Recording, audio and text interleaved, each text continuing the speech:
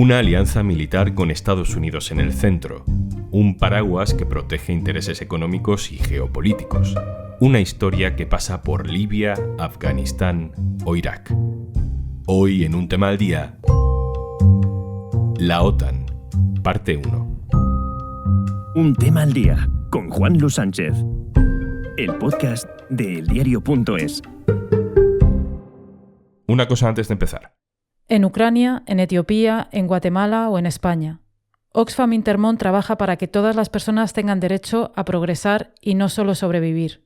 Necesitamos tu apoyo. Entra en oxfamintermon.org.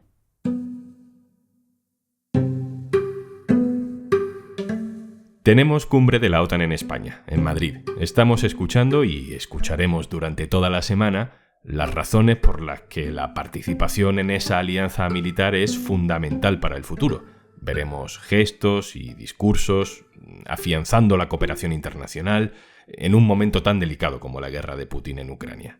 En ese relato no pueden faltar otros ingredientes críticos para el análisis. Vamos a hablar de la OTAN, de su pasado y de su presente.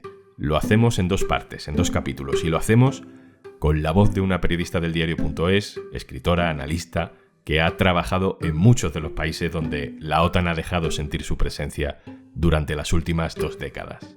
Olga Rodríguez, compañera, hola. Hola.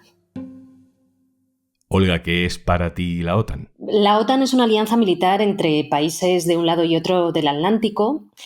Está comandada por Estados Unidos y a través de ella Washington ejerce una importante influencia política y mantiene un mercado esencial para su economía.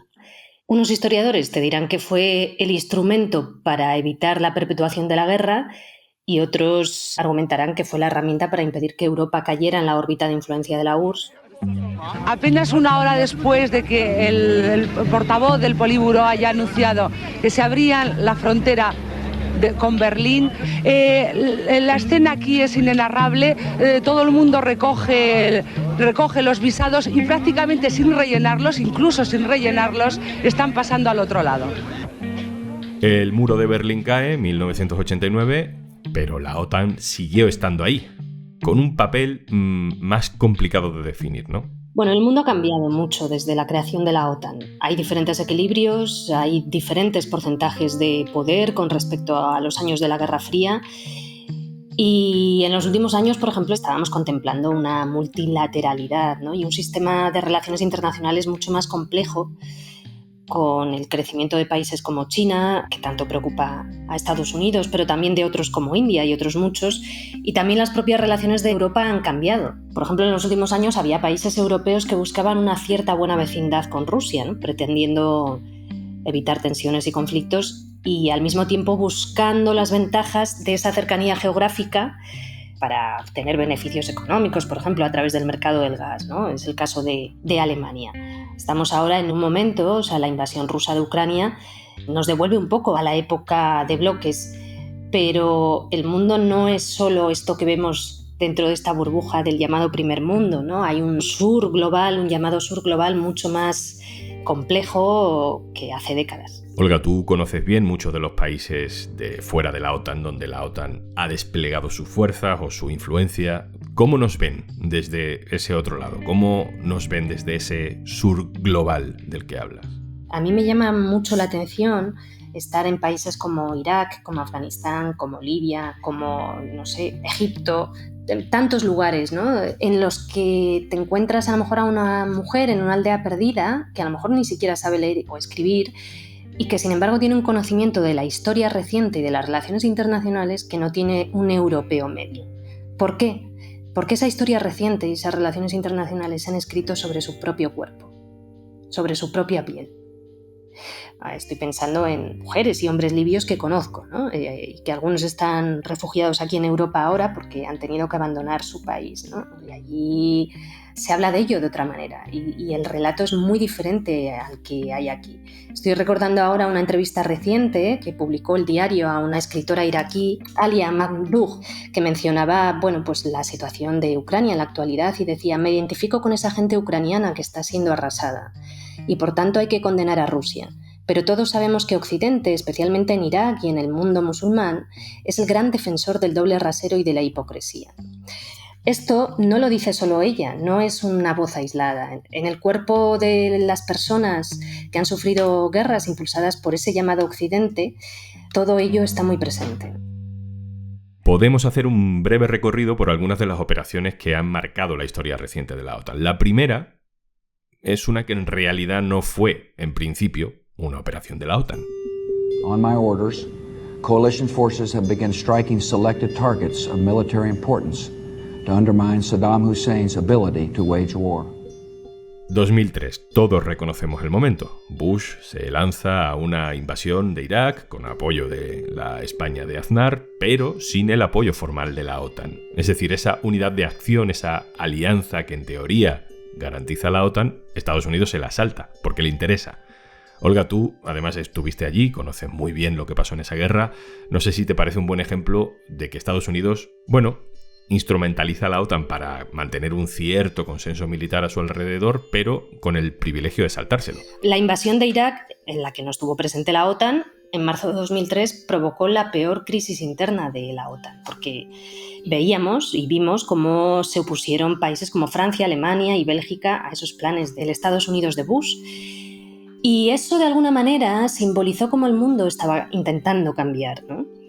Y Europa, o algunos países europeos, buscaban tener una voz propia y se resistieron a involucrarse en empresas militares tan terribles como aquella de Estados Unidos en Irak, con todo lo que ha causado, ¿no?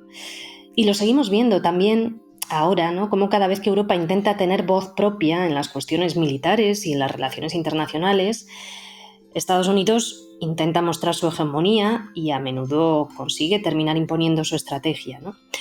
En Irak actuó de forma unilateral, pero bueno, la OTAN prestó apoyo a Polonia, que era socio de la OTAN, que participó en operaciones en Irak y también desplegó movimientos preventivos en Turquía. Y a partir de 2004, la OTAN sí que ya ha estado presente en Irak en varias operaciones, pero evidentemente en la invasión y ocupación en 2003 estuvo absolutamente al margen. Es una alianza con muchas desigualdades, ¿no? Y con un poder enorme de Estados Unidos. De alguna manera, esas operaciones de la OTAN en Irak son como un espaldarazo a aquella operación de invasión y de ocupación, o un blanqueo, ¿no? Diría yo. Un Gaddafi ensangrentado es atrapado por decenas de milicianos rebeldes en Sirte, su ciudad natal. Tras su aparente linchamiento y asesinato, su cuerpo queda expuesto en una cámara frigorífica en Misrata. Un año después, sigue sin estar claro cómo murió exactamente. Hay operaciones que sí son 100% OTAN, desde el principio, que también han sido especialmente criticadas. Una, sin duda, es durante la Guerra de los Balcanes, esas 11 semanas de bombardeos en 1999, y otra es en Libia, 2011, cuando se acabó con el régimen de Muammar el-Gaddafi. No sé qué balance, Olga, te queda de aquello. Bueno, yo recuerdo que cuando sonaron aquellos tambores de guerra en Libia, se defendía casi unánimemente aquí en Europa el envío de dinero y armas y esa intervención de la OTAN. Y yo fui una de muchas voces que expresó dudas al respecto, ¿no? La historia no empieza hoy. Tenemos muchos casos recientes a través de los cuales podemos saber que introducir material bélico en cualquier escenario sin capacidad de control supone un riesgo tremendo, ¿no? Y aquella intervención de la OTAN en Libia sobrepasó el objetivo inicial para el que estaba diseñada, que era proteger a los civiles libios que estuvieran bajo amenaza en la ciudad de Bengasi en concreto, ¿no? Esa operación siguió durante meses y no terminó hasta que se produjo el asesinato de Gaddafi. Entonces, los aplausos a aquella operación militar, que evidentemente no fue motivada solo por ese presunto altruismo, sino por intereses económicos y geoestratégicos, prosiguieron hasta que de repente empezamos a ver, y ya fueron claras, las consecuencias. Víctimas civiles de bombardeos de la OTAN, armamento en manos de grupos yihadistas, fragmentación del país, enfrentamientos por el dominio de territorio entre bandas armadas por Occidente incapaces de respetar los derechos humanos, y una perpetuación de la violencia que sigue hasta hoy. Libia, y no solo Libia, sino parte de la región del Sahel, se han convertido en un polvorín. Pero el debate aquí sobre aquello ya ha caducado y a nadie parece importarle.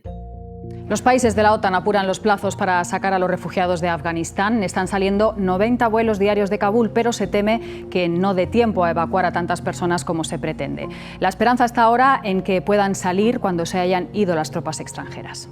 Afganistán es sin duda una de las operaciones más fallidas de la historia de la OTAN, ¿no? Claro, en 2 décadas de ocupación militar, ni Estados Unidos ni sus aliados, es decir, la OTAN, han logrado evitar que Afganistán siga siendo uno de los peores países del mundo para las mujeres. En su día se nos dijo que aquella invasión era, entre otras cuestiones, para liberar a las mujeres afganas, ¿no? De alguna manera se nos instrumentalizó, porque posteriormente la propia administración estadounidense públicamente admitió que aquella no había sido la verdadera razón, ¿no? Que la verdadera razón había sido pues, dar un golpe encima de la mesa, como buscando una respuesta contundente a los ataques del 11S. Donde también, como sabemos, es muy cuestionable atribuir a Afganistán, ¿no? O sea, necesitaban un culpable y dijeron, pues venga. Y la verdad es que, mira, yo he visto incluso frustración en muchas veces cuando he trabajado en Afganistán entre trabajadores de la propia OTAN, ¿no? Y esto, off the record, no te lo negarán.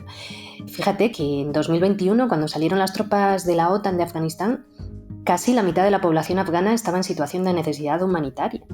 Y yo cada vez que he estado en Afganistán me he topado con decenas de historias de mujeres maltratadas, de viudas abandonadas, de jóvenes violadas, de menores que han intentado suicidarse porque no les permitían estudiar. Esto pasaba con las tropas de la OTAN allí, ¿no? Y que eran obligadas a casarse a temprana edad. Y, por supuesto, con historias de torturas por parte de las tropas estadounidenses. No nos olvidemos de aquella cárcel de Bagram, donde se cometieron presuntos crímenes de guerra. Y en todos estos años de atrás, la corrupción era palpable para cualquiera. O sea, había eternos proyectos que recibían millones de dólares y que no terminaban de ver la luz. Cargos altos y medios que viajaban en conchazos blindados, despilfarrando dinero, y que tras ellos se iban del país. O sea, si testigos externos, como los periodistas que íbamos a trabajar allí, éramos capaces de percibir ese saqueo, ese despilfarro en el ámbito militar frente a necesidades mucho más cruciales, ¿cómo no iban a verlo los responsables de la ocupación, ¿no? Y de esa operación? Yo creo que hay un consenso a la hora de analizar el fracaso de esa operación en Afganistán. Olga, siempre es un equilibrio incómodo esto de ser crítico con la OTAN y a la vez no justificar necesariamente cualquier acción que venga de cualquier líder que sea crítico con la OTAN. Es decir, estoy pensando en Al-Assad, estoy pensando en Putin. A ti y a mí y a muchos periodistas críticos con la OTAN nos han llamado otanistas y cosas mucho peores por señalar las atrocidades que han llevado a cabo algunos de estos líderes. ¿Tú cómo llevas eso? Estas cosas demuestran que a menudo hay sectores de la población que tienden al hooliganismo, ¿no? ¿Cómo lo llevo? Lo llevo con preocupación, porque los reduccionismos y las tergiversaciones no son buenas para ninguna sociedad, ¿no? Pero también quiero romper una lanza en favor del optimismo porque percibo que eso procede de una minoría. Una cosa es eso y otra cosa es que a veces también pasa que estamos viendo cómo se reduce y tergiversa las posiciones que están defendiendo salidas diplomáticas y que están advirtiendo de los riesgos de la perpetuación de la guerra en Ucrania, por ejemplo, ¿no? Los reduccionismos e intentar reducir todo a blanco y a negro es muy perjudicial para todos. O sea, defender una salida diplomática no tiene por qué significar un apoyo sin fisuras a Putin y a sus políticas autoritarias, ni muchísimo menos, eso no es así. Y sin embargo, veo que hay algunos sectores interesados en subrayar este hecho, entiendo que con el objetivo de estigmatizar estas posturas en defensa de la paz y advirtiendo contra los enormes riesgos de la perpetuación de una guerra en plena Europa que podría convertirse en otro polvorín como Libia y que podría terminar siendo una especie de Afganistán y por lo tanto los estados que rodean a Ucrania podrían ser una especie de Pakistán, ¿no? Un estado en la sombra corrupto y oscuro. Olga, podría preguntarte por un montón de cosas más, sobre la guerra de Ucrania, sobre el papel de España en la OTAN y de hecho quiero hacerlo, así que no sé si te parece bien que sigamos mañana. Ah, pues estupendo. Pues Olga Rodríguez, hasta mañana. Hasta mañana.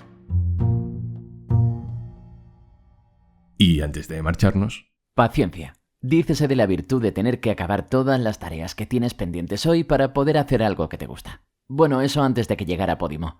Y si no sabes de lo que estoy hablando, entra en podimo.es/aldía y disfruta de 60 días gratis para disfrutar de todos los podcasts y audiolibros que tienes disponible. Y lo mejor es que no tienes que esperar a acabar todas las tareas que tienes pendientes hoy, porque puedes escucharlos mientras las haces. Igual que estás escuchando un tema al día de eldiario.es. Esto es Un Tema al Día, el podcast de eldiario.es. También te puedes suscribir a nuestra newsletter. Encontrarás el enlace en la descripción de este episodio. Este podcast lo producen Carmen Ibáñez, Marcos García Santonja e Izaskun Pérez. El montaje es de Pedro Godoy. Yo soy Juan Luis Sánchez. Mañana, otro tema.